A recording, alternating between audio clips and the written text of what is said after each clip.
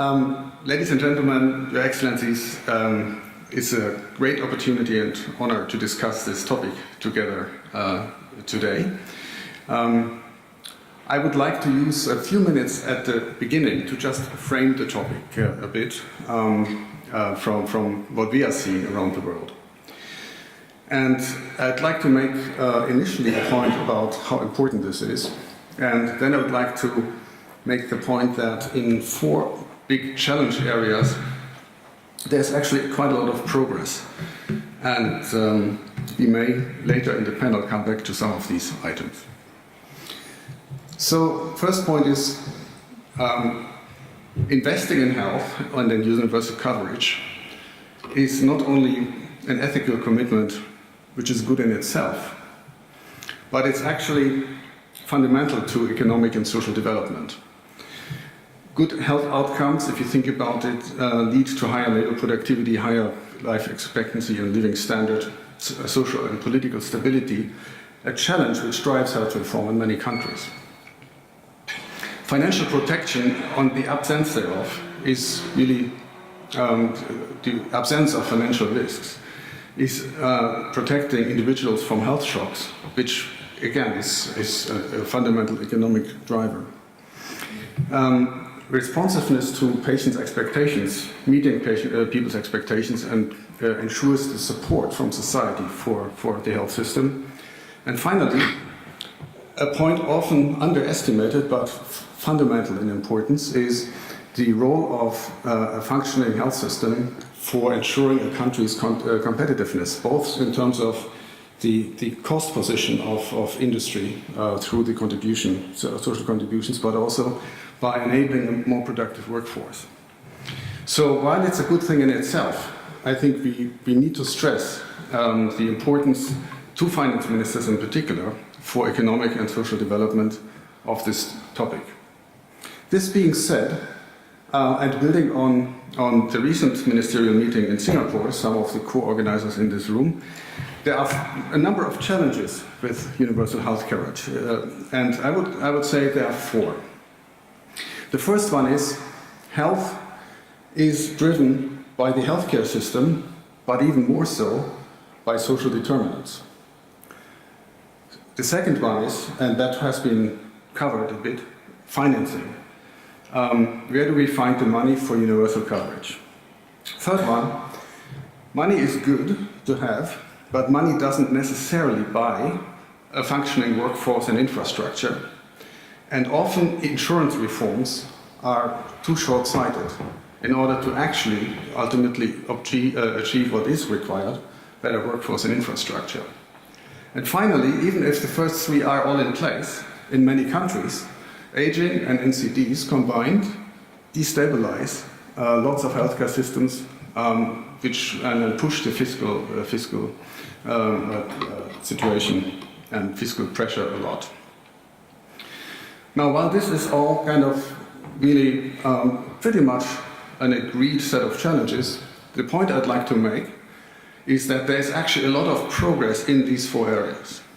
The first one is in this area of social determinants, and my proposition would be that we should less focus on the well-studied and documented impact of social determinants on health systems, but more focus on what can other actors and healthcare actors do to work on the health problems. And we are seeing a number of almost disruptive changes and opportunities. The first one is technology, in particular cloud and mobile. The second one is we are building, at this point in the world, about 100 cities, 1 million plus people. Why don't we build these cities as healthy living ecosystems as we build them? Third one is there is some, not much, but some progress in the whole agri-system and food industry, more to do. And finally, in those countries where education and employment is expanding, we are seeing one of the most fundamental contributions to better health through this progress and the reverse self. And I'm co-chairing actually with the World Economic Forum a meta-council which will work for the next 2 years on exactly these kind of issues. And just for illustration purposes, share the 9 questions which the forum has laid out as the pieces we will be working on. So we'll be working with actors actually specifically from technology, city planning, food industry, education, digital education, economic development, etc., on what they are doing and trying to shape an agenda to invite the actors from outside the healthcare sector into the healthcare sector in order to work on these problems. And a lot of the city planners, for example, weren't even aware of the importance of some of these issues.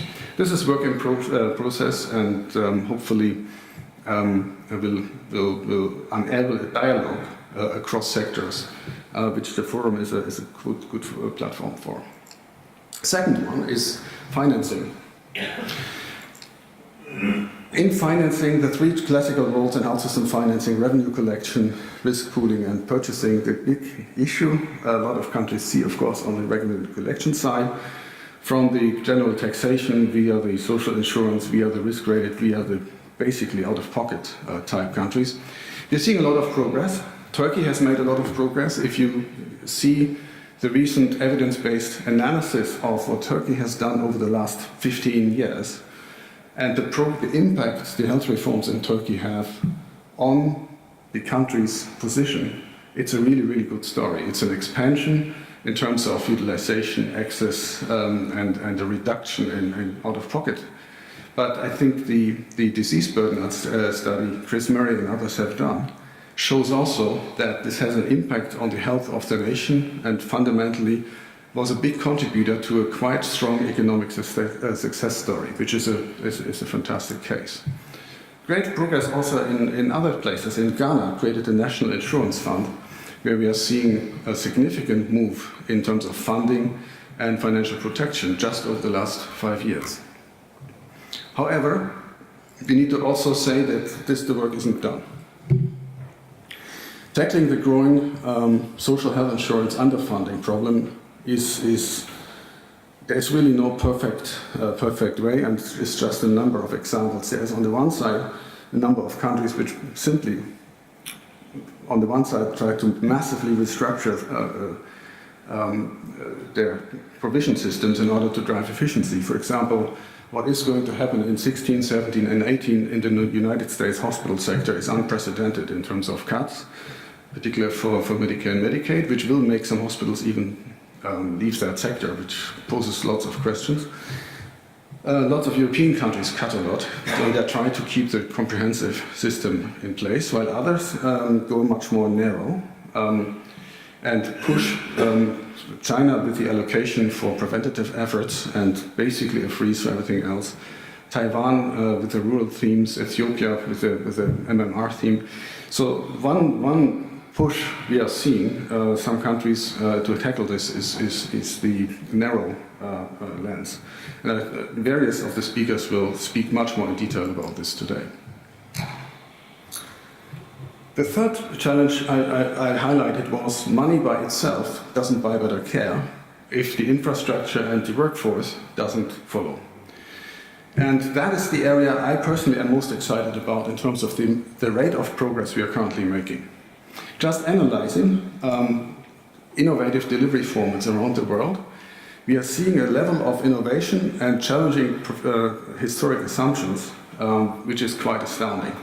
The arrival of telemedicine and telephonic care at scale in multiple countries, the arrival of more focused factory-type settings for delivering, for example, cardiac operations at cost levels which wasn't possible before, like the famous NH clinic in Bangalore, and which is now delivering more than 10% of heart operations in India in multiple sites.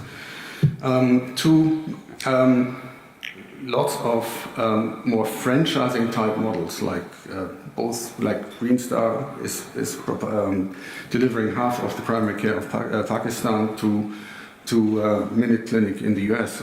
Very, very different ideas, but the fundamental idea is at scale franchise type models. This kind of innovation delivers care in a much higher level of productivity, making it fundamentally more affordable. And I think it is a movement worth pushing and enabling from a policy perspective. If you step back, is what is actually happening here.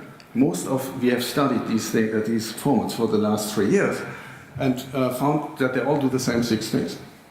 They get very, very close to the patient, reinvent the delivery model using existing technology, not new technology. They confront professional assumptions. They ask, what do they really need a doctor for, and what can be, delivered by others. They put in place standard operating procedures. They often work out of other people's assets. Often they don't actually invest into their own assets, cutting short the key problem in healthcare, which is the whole infrastructure capital intensity.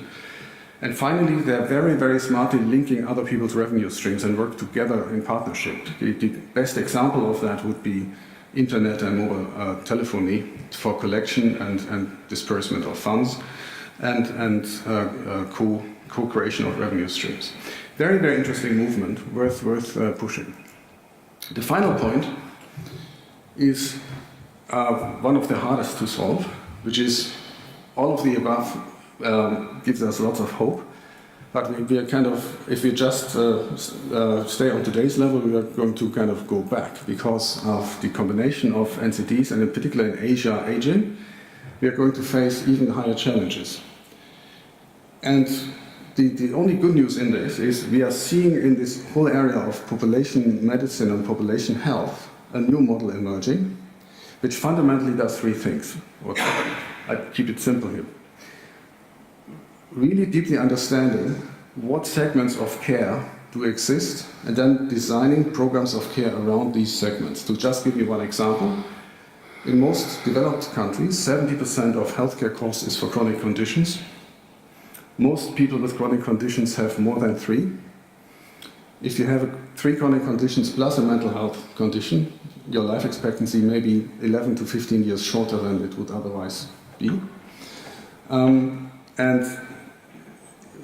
Understanding the details of what is driving the performance or the health of these segments is quite important. Just look at, these are examples of different segments.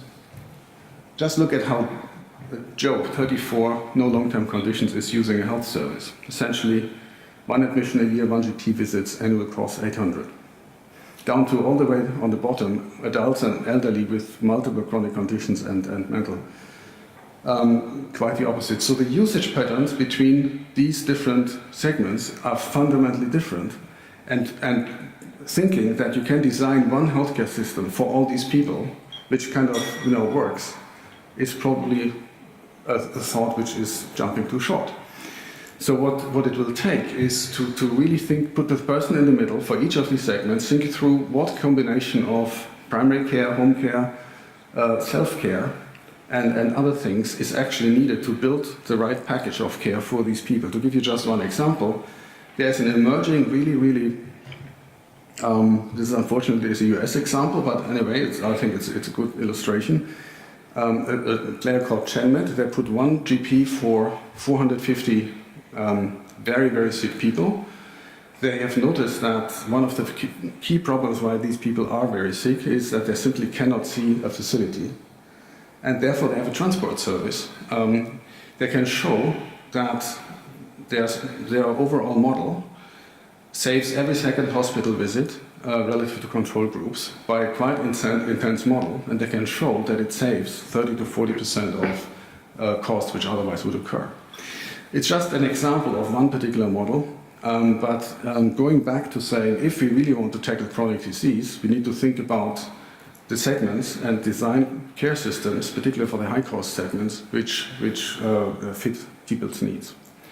So in summary, while there are 4 big challenges, there's, I think, lots of hope and lots of opportunity from leveraging non-healthcare actors, from looking at the innovative financing options, although some of them are quite tough choices, for example, the broad versus narrow, from innovating the delivery model, and from introducing population health, all of which together can create not only universal coverage, but also a better health system. Thank you very much.